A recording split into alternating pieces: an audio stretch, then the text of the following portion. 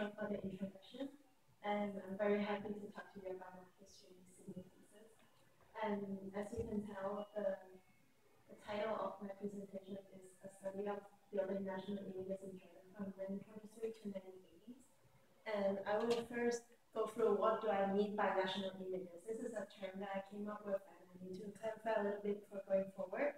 And I also talked about the give you a little bit of background of the Middle East and Jordan before I dive deep into my discussion. And then I will divide my observation into 3 periods. So first of all, it's from 1923 to 1948, and then from 1948 to 1967, and from 1967 to the 1980s. And I will give you some of the conclusion afterwards. So what are national images? So the way that I understand national images is a system of diffusing information to further state's agenda and legitimize its rule. So a situation arises and compels the state to respond, and having looked at the situation, they design images and chooses some national imagery or symbols and choose a suitable arena to, at appropriate timing, to convey these kind of messages to the intended audience, hoping to achieve certain effects to address the situation. So I can give you an example. For example, in France, after the French Revolution in 1798, that first year at the anniversary, the new republic regime established a national day to remind the populace of the success of overthrowing the ancient regime and also to legitimize the new republic rule. So this is one of the examples of the national image and how they use the certain arena to reinforce the image. And in particular in Jordan, I'm focusing on 2 specific arenas: public celebrations and museums, and 1 specific national images antiquities, to talk about how this is applied to understand the process of producing national images in Jordan within this particular time period. And what I want to essentially argue is that the Hashemite family created symbols and imagery as national images as a response to important historical moments. And the state designed this kind of symbols and imagery through multiple arenas in order to rally support as well as to advance their specific political agenda. So let's get to know a little bit more about Jordan before diving deep into the discussion. So before Transjordan or Jordan established in 1923, the region was, before World War I, was under the control of the Ottoman Empire. And during the World War I, the local Arab leaders took a lead into leading a revolt against the Ottoman rule in cooperation with colonial power, and that was taking place between 1916 and 1918. And one of the key players into the Arab revolt was Sharif Hussein and his son Amir Abdullah and Amir Faisal, and they were helping to coordinate revolt along the near the area of Saudi Arabia and Mecca as well as other regions. But then the problem is that while the Arabs were coordinated with the colonial powers to carry out this revolt, the French and the British had their own plans to divide up the Middle East according to their different spheres of influence, but that was not in discussion with the local Arabs. While the Hashemite family, Sharif Hussein, Amir Abdullah, Amir Faisal, had their dreams of creating their own Hashemite Arab world, well, that wasn't what they envisioned after World War I. And whereas they wanted to have Syria, Iraq, and Saudi Arabia in their pockets, they ended up, Syria was divided for the French influence, and Sharif Hussein didn't even got kicked out of Saudi Arabia, and Amir Faisal got Iraq, and Amir Abdullah, his son, got to Jordan, whereas it was just a piece of desert, and there were some Bedouins and nothing else, pretty much. And so when he arrived in 1921, the question was how he was able to rule this new piece of land, how he could derive the legitimacy. So in 1923 to 1948, from my analysis and discussion, I argue that the legitimacy came through the use of festivities and to demonstrate that he's a capable ruler of the Bedouin, the military Bedouin, as well as an effective religious leader. And so we need to understand that at that period of time, the literacy rate in Jordan was lower than 30%. So, and that leads to a lot of how you communicate the state images and state message to the populace is through a lot of state festivities and celebrations. But both the military commemoration and Islamic holidays, for example, the Arab Reform commemoration, Coronation Day, Army Day, and Islamic holidays remind the populace of the Amir's prestigious pedigree to the Prophet and his family's contribution in liberating the Arab nation from the Ottomans.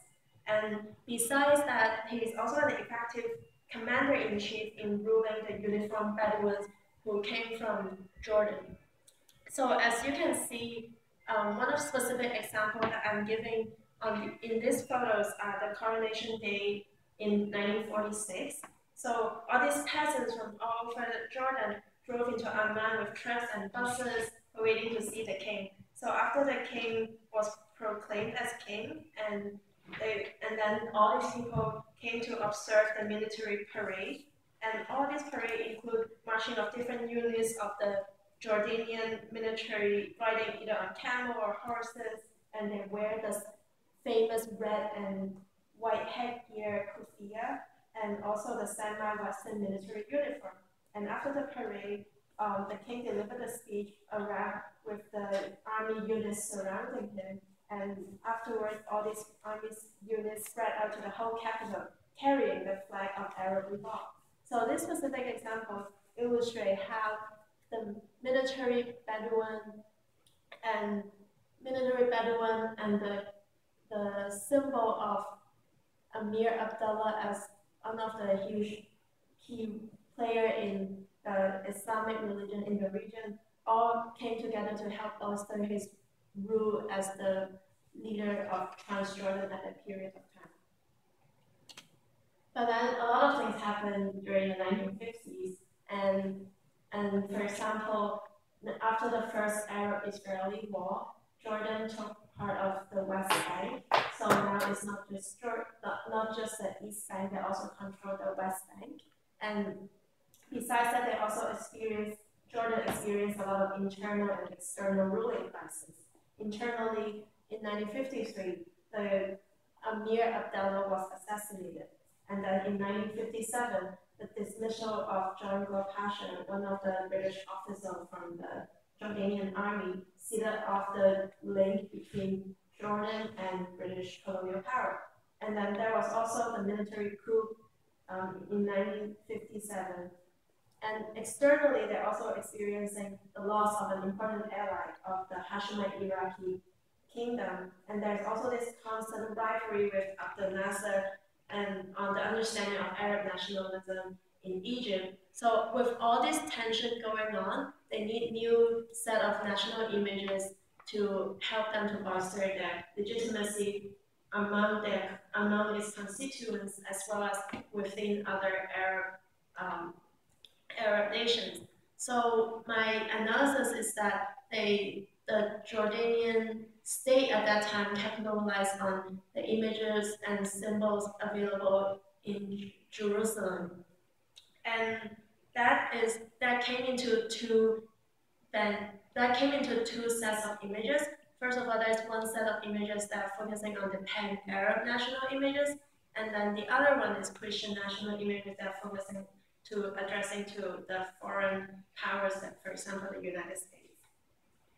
So for the pan-Arab national images, first of all, they make use of the Al-Aqsa Mosque and the central importance to the Islamic faith, because this is considered as one of the holiest mosques in Islam, because the Prophet traveled in his dream to this mosque.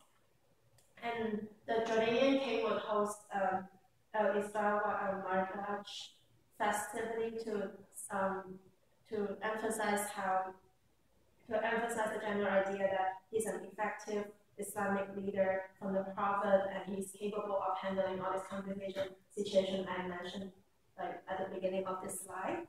And the second of all, he also made use of antiquities. So remember, the NASA is very known for nationalizing Suez Canal, and that helped him to rally support from a lot of Arab countries because it's able to fend off colonial influence. And in a similar way, King Hussein, he nationalized this Dead Sea Scrolls discovered in Jordan, and instead of selling it to the foreign powers. And this kind of parallel showing that he's also capable of protecting the Arab nationalist interests and fending off the colonial power. But then at the same time, he also, because he seeded off the British connection, he knew he needed a new ally. So he developed the Christian national images of the Holy Land to attract the American audience and to create a friendly image to gain allies. So, for example, 2 million people in the Western world will watch the celebration live broadcast of Christmas and Easter festival in Jerusalem, and there was also a Pope Paul VI visited Jerusalem in 1964. So all these Christian-friendly images helped to gain new allies for Jordan within that period of time. But then again, from 1967 onwards, with the outbreak of Second Arab-Israeli War, Jordan lost the West Bank, and now there was an influx of West Bank refugees into the East Bank, and there was all this constant tension between the two groups within the East Bankers and the West Bankers. So the priority of King Hussein at this point was now to create a stable societal order in Jordan between these two groups, and there was a small civil war happening between the West Bank guerrilla fighters and the East Bank Jordan army in 1970. And after that, the priority of the state was to have this superiority of East Bankers over the West Bankers. And from that, knowing that the priority is the priority of the East Bankers, the king put the emphasis on the Jordanian Bedouins and the king. So to emphasize that has been this long tradition of Bedouins and the king helping to make the country prosperous, and as well as there was this long folkloric traditions of Jordanian Bedouins. So these are the two images that I found during this period of time. So let me first of all talk about the first image, which is the continuous cooperation of Jordanian Bedouins with the Hashemite king. These are actually the same images that you see from the first period of time, but then because of this particular, so you have these images taken during the 1920s, but now it's using in the 1960s and 1970s, so it gives them a new meaning. And the king will talk about in his autobiography how he felt comfortable sitting in tents and listening to the Bedouins talking, eating stuff together, and this kind of camaraderie between them. And a lot of images were found during his civil jubilee in 1977. But even more interestingly, besides coming up from the top-down sharing of the king, they also try to re-educate the citizens of this Bedouin culture through folkloric museum. So you can see a lot of museums, they emphasize on this kind of Bedouin culture, but then they don't necessarily match with what was happening in the 19th century at the time, as these kind of images and traditions were imposed by the state to tell the citizens this is the 19th century cultures, whereas actually wearing kufiya or eating mansaf were new habits that were formed during the 1930s instead of some traditions coming from the 19th century. So the spread of folkloric culture and these Bedouin-friendly long traditions help to reinforce that there is a very particular Jordanian identity since a long period of time, and this is what they identify as Jordan, and that is what they identify as Jordan, and this separate them from the Palestinian identity. So my conclusion from the previous analysis is that there's national images produced in Jordan to different audience to different periods of time, and these kind of images are also reused later on in King Abdullah II in his future political campaigns in the 2000s, and even at present. And I would just like to thank you, my thesis advisor, and my advisor, and Professor Clinton, and RCGA, and all my extended friends at Middlebury and abroad, as well as the amazing photographer who took these background photos. Thank you. Thank you.